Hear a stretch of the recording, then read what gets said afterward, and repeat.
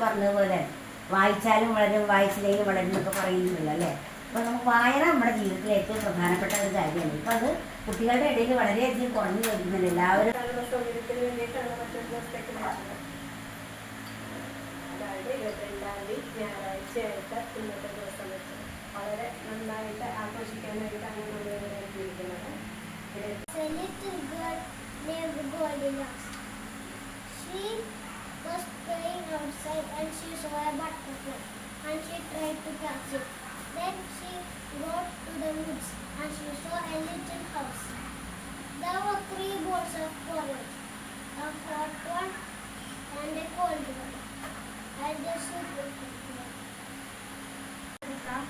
അതൊരു എക്സ്പെരിമെൻ്റ് ആണ് അതിൻ്റെ സ്റ്റോറി എന്ന് പറയുന്നത്. ഒരു സയൻറ്റിസ്റ്റ് കുറച്ച് പേരെ ഒരു 10-14 പേരെ ഒരു ഐലൻഡിലാക്കാണ്. അതിൻ്റെ പ്രത്യേകത എന്ന് വെച്ചാൽ അവർക്ക് ഫോണില്ല, ഒന്നുമില്ല, വെറുതെ വേറായിട്ട് ഒരു ഐലൻഡിലേക്ക് കൊണ്ടാക്കാണ്.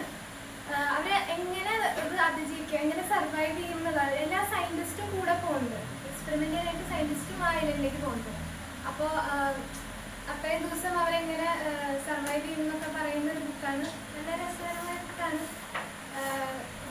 മനുഷ്യ ടെക്നോളജി ഒന്നും ഒരു ആമയും ഒരു മുയലും ഉണ്ടായിരുന്നു. അപ്പോൾ മുയൽ പറയാണ് ഒരു പന്തയം വെച്ചാലോന്ന്.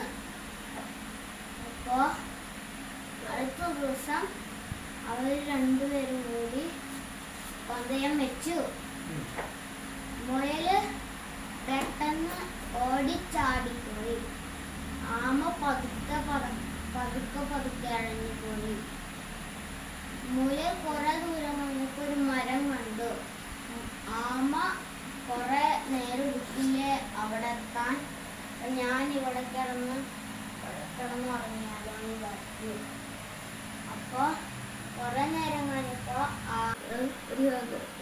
അപ്പൊ താഴേക്ക് നോക്കി. അപ്പൊ ഒരു സന്യാസിയെ ഉണ്ട്.